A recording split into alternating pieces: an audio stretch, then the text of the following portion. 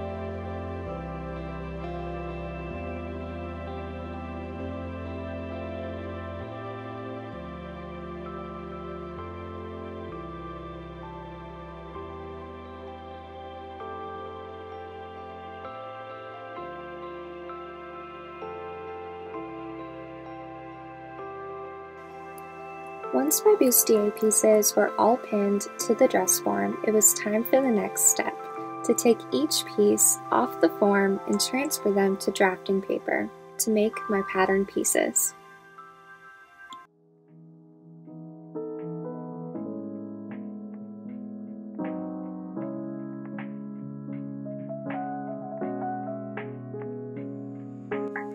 After I take each of my bustier pieces off of the dress form, I make sure to label each one so I know which is which. The pieces I have here are left cup, right cup, front bodice, side front bodice, side back bodice, and back bodice.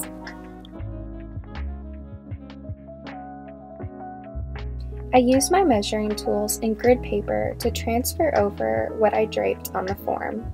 I do this by tracing my pieces and using both my curved and straight measuring tools to connect the dots. I also notch each of the sides so I can remember which pieces to sew together.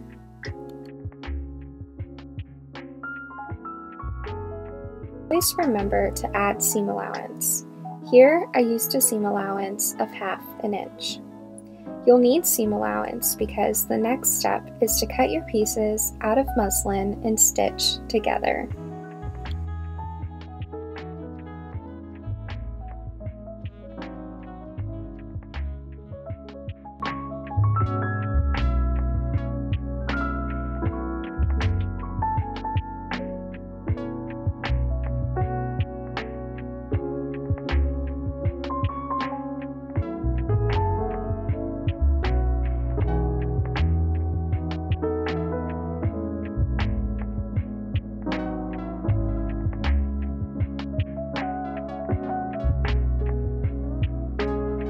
Once the pattern pieces were sewn together, I had my very first fit sample, which was very flimsy because it had no structural integrity or support system added to it yet.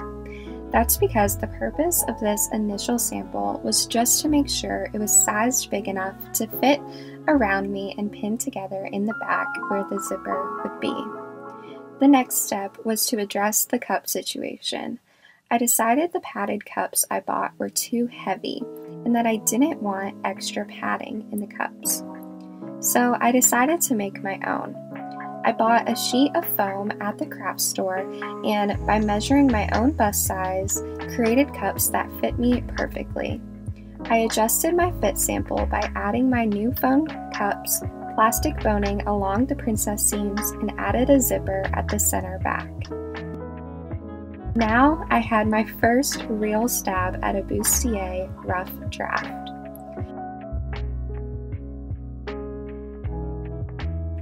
I tried on the sample and found where I needed to go back and adjust my patterns. I repeated these steps over the course of months, coming back to it when I could, remaking patterns, resewing, and fitting 5 different fit samples before I had a perfectly fitting bustier that I loved.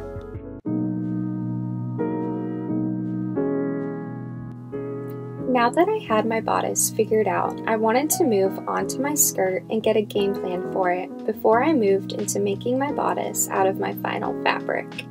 For the skirt, I knew I wanted a ball gown with lining fabric and layers of this soft tulle on top.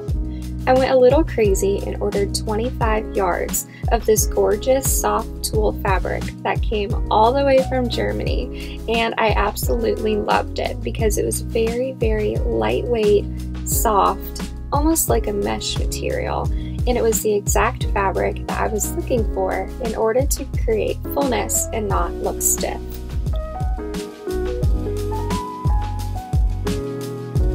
Since I studied dressmaking in school, I knew I already had a pattern that I had previously made for a ball gown skirt with a train. I just needed to know how much longer I wanted this train to be so I could go back and adjust my pattern. So I pinned the fabric to the form and started to play with the length, experimenting and getting a vision for just how many layers I would need.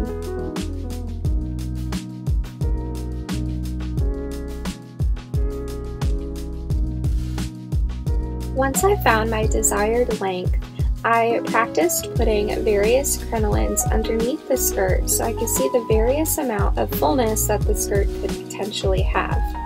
All of the A-line crinolines that I tried weren't giving the amount of fullness that I was looking for, and ultimately I chose a ball gown crinoline. This gave an instant sense of fullness coming from the waistline and ultimately gave that princess ball gown look. Once I finished my game plan for the skirt, I adjusted my skirt pattern pieces, cut the skirt lining out of practice fabric, and sewed it to my latest bustier sample. I tried it on to make sure I liked the length, and finally, it was time. I knew I was ready to move on to my final fabric. One of my favorite parts of my dress is the shimmer fabric I chose for the bustier. It's very glittery and not scratchy at all because I added a soft tricot lining to the inside. Sewing the final bustier with handmade cups, boning inserted into the seams, and the tricot lining was actually a breeze because this time it was my 6th time making this bodice. I'm glad I took my time to make as many rough drafts as needed on this bodice because when it came time for me to sew this in my final fabric, I felt confident and knew 100% that this was going to fit like a glove. I finally understand what my sewing professor meant by sewing is 80% pattern work and 20% sewing. The easiest part of all was creating these sleeves. I made these removable sleeves out of the same tulle fabric I got for the skirt. These took less than 20 minutes to make and are definitely a staple of mine since I've made these sleeves many, many times. My husband Gabe said that when he saw me walking down the aisle, one of his very first thoughts was actually, "Aw, she made her sleeves." Now it's time to make the final skirt. And yes, you're saying that correctly, that is a pink lining. Everybody who knows me knows that I love pink. It's kind of my thing. And I had a lot of people asking if my dress was either going to be pink or at least have some sort of pink in it. So I wanted to try it.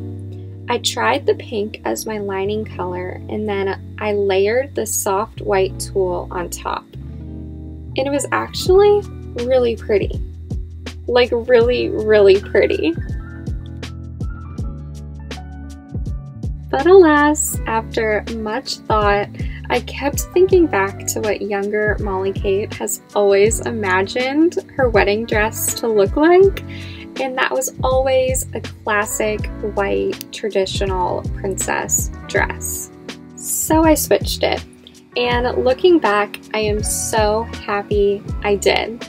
I took out the pink lining, replaced it with a white lining that actually had some sheen to it, so you could see that underneath the soft white tulle layered on top. And honestly, looking back, I can't imagine my wedding dress now looking any other way. When I look back at photos, I absolutely love how timeless the white fabric looks, and I'm so happy that I stuck to my gut. Once I switched to the white lining fabric, everything fell into place. I could picture it so visibly. I layered on the soft tulle layers that matched the sleeves, sewed horsehair around the hem of the dress, and added some lace applique at the neckline for a little touch. My favorite part of the dress was how I top stitched the last layer of tulle onto the waistline so it would mimic the same ruffle effect on my sleeves. I knew in my heart I was going to feel so beautiful and so confident in this dress. This was my wedding dress.